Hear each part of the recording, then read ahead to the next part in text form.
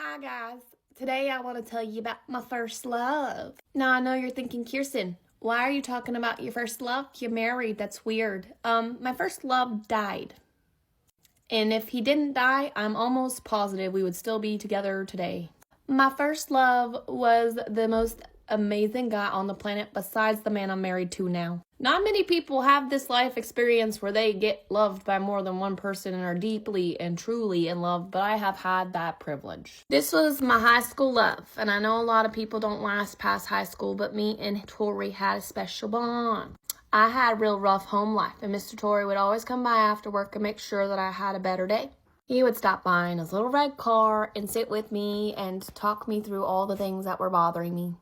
Mr. Tori was real respectful to me. Mr. Tori was a player before he got with me. And just in general, he was an upperclassman and I was a lowerclassman, but we had something in common.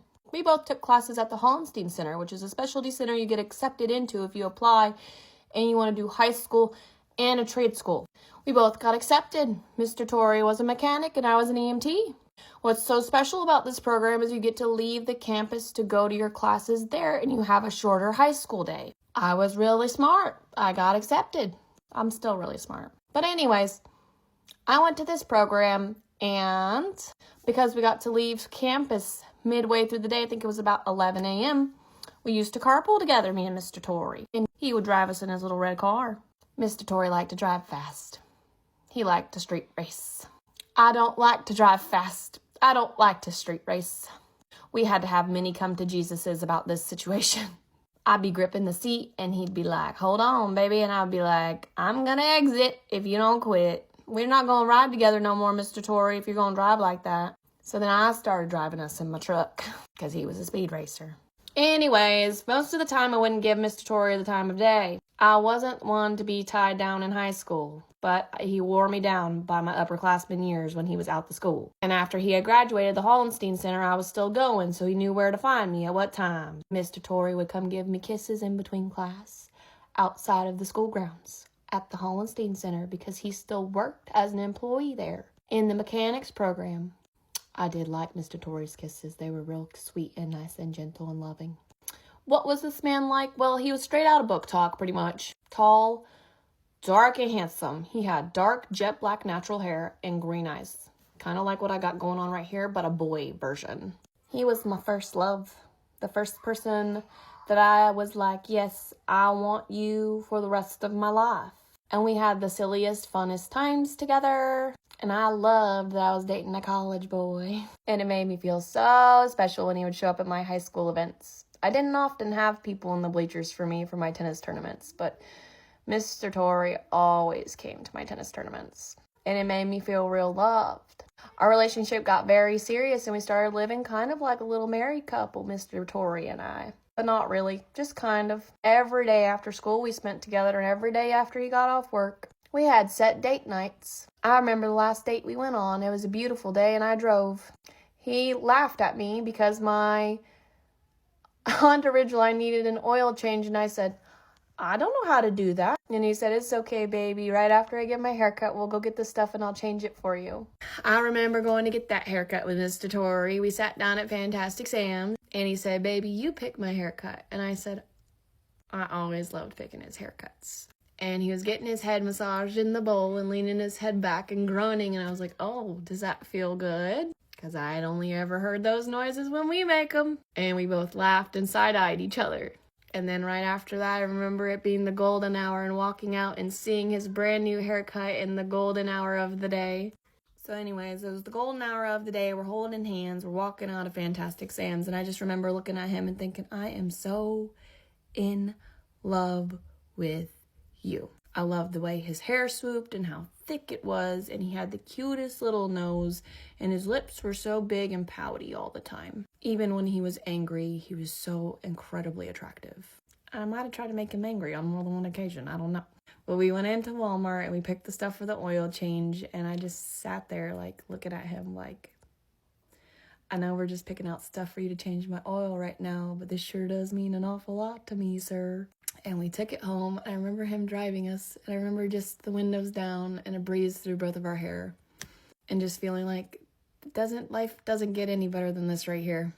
He gets underneath my truck and I poke at his sides while he's changing my oil, and he's like, knock it off, woman. He always called me woman. I don't know why. Like, knock it off, woman. And when he's done, he sets me on the hood and he kisses me all over. And he's like, I love you, Kirsten. Now keep your oil changed. And I was like, I love you too. We would have an argument and he was supposed to come to my house. He worked clear across town, several towns over actually, 45 minutes away from where we lived. And he would work really late as a lifeguard, and he would drive home really late at night. And he loved to speed. He fell asleep on the way home from work one night when he was supposed to come to my house, but we had been in an argument, so I thought he just didn't show up because he was angry at me.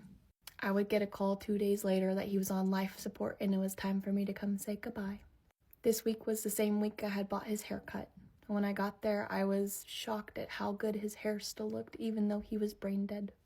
He was so handsome up until his very last seconds of life. And I think due to his brain injury, they had to thread the breathing tube through his nose, which wasn't typical, because I remember his mom being like, it's okay if you want to kiss him on the lips. You can do that, knowing that we were heavily involved with each other. So I kissed this man on the lips, and I held his hands, which were really rough and calloused from being a mechanic. I remember feeling how warm his hands were and thinking, if he's truly brain dead, then why are his hands so warm? I thought if you're brain dead, you're cold. But the machines and the ventilator were keeping his blood circulating, which gave you like a false feeling that he was still there when he was no longer there. I hugged him, I kissed him, and I cried with him, and I told him, I will always love you till my last day. And I thanked him for saving me. Because every night I spent with Tori was a night that nobody hurt me or was mean to me. And it's always been really painful to like recall these, and still there's a sadness there, but how lucky am I to have been loved so heavily by 2 different guys. And now I have the best husband ever, and I can't help but think Tori probably had a hand in it. And even after he died, that son of a gun haunted me. We had set songs we would listen to in his car, specific songs that were our songs every single night that he would come over. And for months after he died, the same song would play on the radio on all different channels, even though it wasn't the correct genre for it. And I would be like, okay, I see you, babe. And I would dream about the way it felt to kiss him, and I would smell him randomly. He had a very nice smell. He always wore a leather jacket that he personally himself would maintain, so there's like a leather oil smell. And then he had like a deep, masculine, musky, sweet smell. I can still remember what he smells like to this day, and I know exactly what it feels like to kiss him. I just don't forget those types of things. And I'm not afraid to die, because one day I get to go see him again and be like, hey, this is the guy that you sent to me. Thank you so much. And I know my daughter's not alone in heaven, and that Tori would have made a great dad. I don't know if that's weird. Maybe it is. I don't care. That's my reality. That's literally the life I've lived. So anyways, that's how I've been loved by 2 different men that are super fucking great.